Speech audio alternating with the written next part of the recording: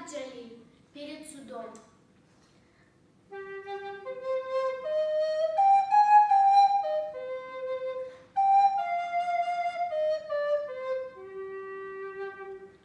Нас вывели, и казнь настанет скоро.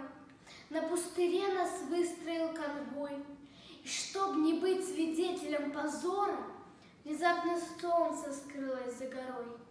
Не от росы влажна трава густая, то верно слезы скорбенной земли. Расправы лютой видеть тяжелая, леса в туман клубящийся ушли.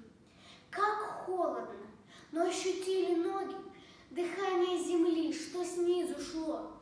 Земля, как мать, за жизнь мою в тревоге дарила мне знакомое тепло. Земля, не бойся, сердцем я спокоен, твое тепло я чувствую, храню. Родное имя, повторив как воин, я здесь умру за родину свою.